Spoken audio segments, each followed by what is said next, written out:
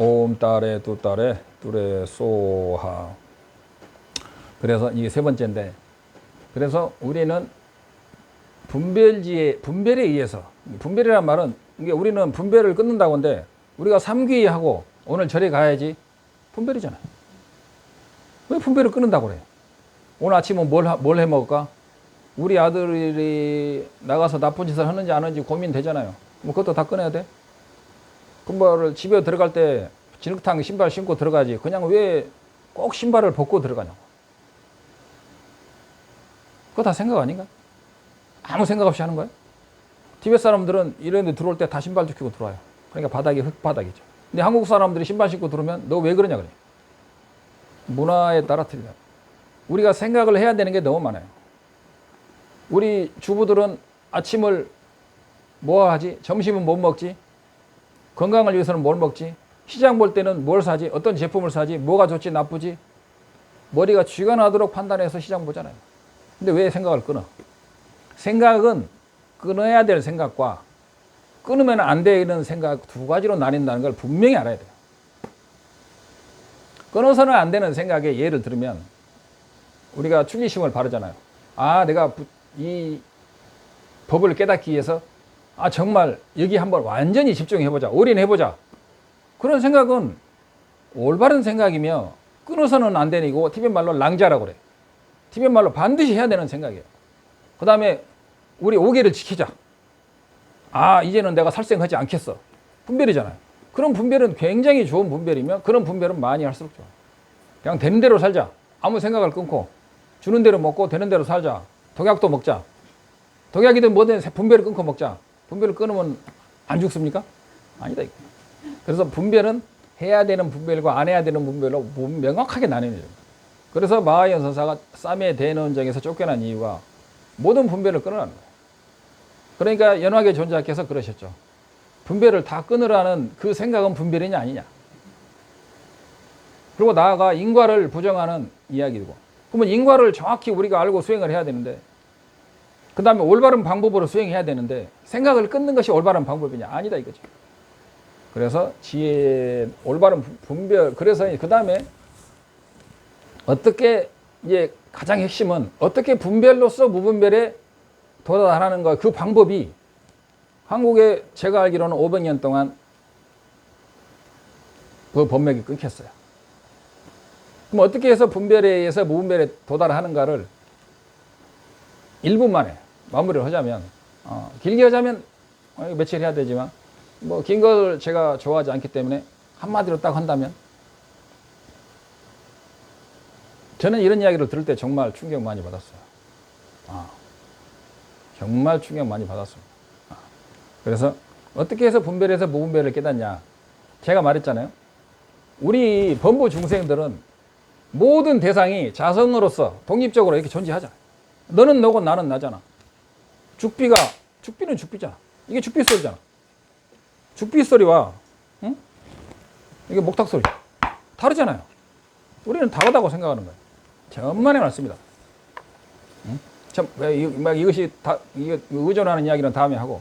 그래서 우리는 보고 듣는 모든 것이 나와 남으로 분류되고 너와 나로 나눠지고, 그래서 대상이 독립적으로 존재한다고 생각해요. 그래서 우리는 범부들은 결코 대상에 의존한다는 것을 눈으로 보거나 생각으로 판단할 수가 없어요. 그러면 무엇으로서 그것이 대상에 의존한다는 걸 아느냐? 자, 이 대나무가 보세요. 경계선이 있어요, 없어요? 경계선이 있죠? 결국은 대나무와 경계선이 있다는 것은 대나무와 대나무 아닌 것으로 분리가 된다는 얘기잖아. 그죠? 근데 그럼 이렇게 완벽히 분리가 되면, 이렇게 분리해서 독립적으로 존재하면 의존한다는 이야기가 틀려요. 근데 이게 분리가 안 돼 있다 이거예요. 그래 안 그래요? 어떻게 분리가 안 되는지 알아요? 기가 막히죠. 이것뿐만 아니라 모든 게 그래요. 나도 그래요.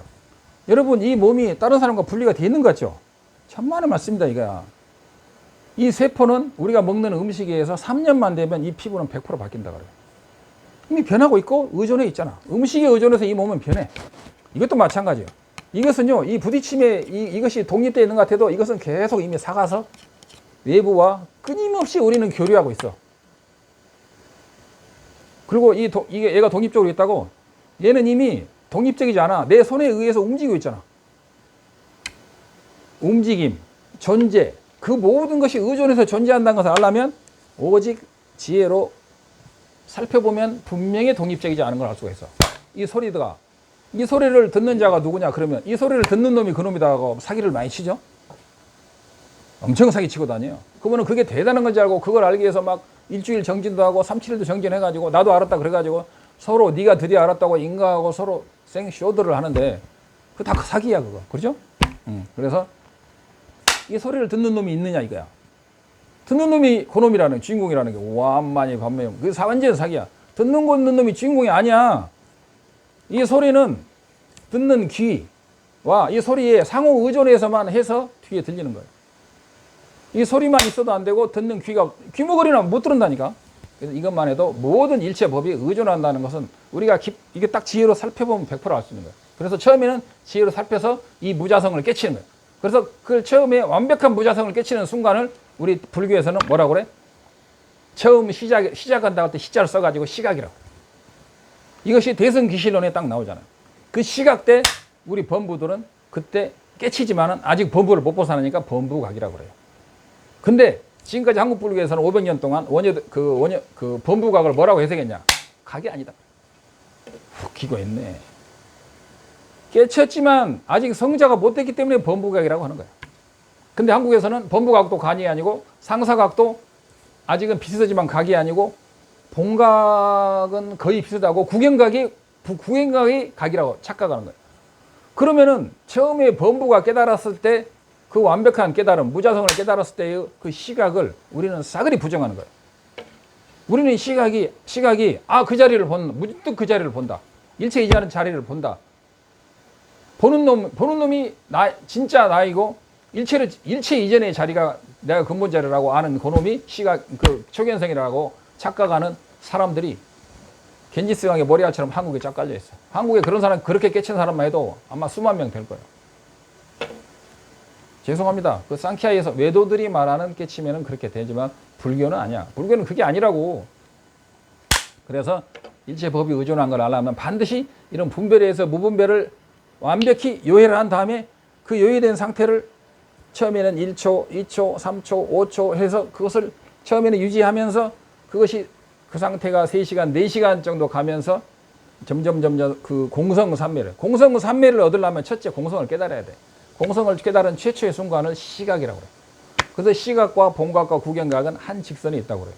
근데 그런 것도 모르면서 깨치면은 부처라고, 견성하면 성불이라고 나와. 누군데? 견성하면 성자라도 된 사람이 있으면 나오라고 그래. 옛날에는 성자가 와가지고 견성해서 성자가 된 사람이 있었죠. 근데 이런 말세에는 그런 사람 드물고, 그런 사람들은 우리가 말할 필요도 없어요. 혼자 와가지고 혼자 아라한이 되는 영각 아라한이라고 하죠. 그런 사람들은 부처님 법문을 들을 필요도 없는 거예요. 그렇죠? 그래서 우리는 무분별지를 얻으려면 무분별을 해야 무분별을 얻는다는 생각이 99.9%였죠. 완벽히 틀린다 이게. 충격이죠. 여러분이 이 말을 믿을 수 있을지 모르는데 티베트에서는 상식이야. 인도 불교가 100% 들어온 티베트 불교에서는 상식이다 이게. 그래서 올바른 지혜로 일체가 의존하는 것을 알려면 결국은 뭘 봐야 돼? 중론을 봐야 돼. 중론에 이런 이야기가 자세히 나와 있어요. 그래서 중론으로서 먼저 일체 법이 왜 의존하는 무자성이냐를 철저히 안 다음에 그것을 무자성을 깨치고 나면 불생, 불멸, 불생, 불거, 불래, 불일, 불이, 불상, 부단의 그 8구계를 완벽하게 요해함으로써 그때 시각이 딱 열리는 거예요. 그러면서 그 열린 시각 삼매에서 유지하다 보면 그것이 완전히 상당히 깊이 익으면 그걸 상사각, 본각, 초지보살에 가는 깊은 어떤 거의 갔다 해서 상사각이야. 응? 사입이라고 그러죠. 거의 비슷해. 그리고 본각에 가면 초지에 오르고 본각에서 초지에 10지까지 해가지고 부처님이 되면 그건 구경각이라고 하는 거예요. 구경각에 올라가는 절대 원인, 그걸 시각이라고 하는 거예요. 근데 우리는 시각이 뭐냐? 참나를 보는 게 시각이래. 관세음 보살 아니다 이거죠. 또 질문 있어요? 스톱해봐. 하세요. 질문이 뭐냐면 그 무분별지에 의해서 무분별지로 가는 법만 알았는데, 그러면 분별에 의해서 무분별에 가는 방법이 정상적이고 그것만이 옳다고 하는데, 그것만이 옳은 거예요. 근데 그건 그 법이 어떻게 해서 끊어졌냐? 중론의 법맥이 끊긴 데는 중론의 법을 배울 만한 전생에 복이 있는 사람들이 끊어지면 그건 자동으로 끊기는 거예요. 그건 법엔이 있어야 돼. 사실 현장법사가 그 날란다 대학에서 수많은 경전과 책을 가져왔지만 대부분 가져온 책이 무슨 책이야?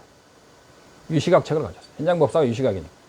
그래서 현장법사 이후로 이 지구상에서 최고의 철학은 뭐다? 유시각이다라고 알고 있었고, 불과 한 20, 30년 전까지만 해도 한국에서 교학을 통달하려면 94, 3년, 유식 7년에서 10년이면 교학을 통달한다는 얘기가 있었어요.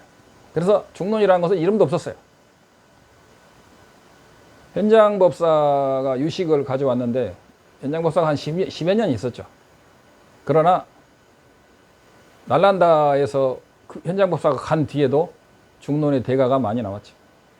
심지어 적천보살도 현장법사 뒤 시대의 사람이죠. 날란다에서.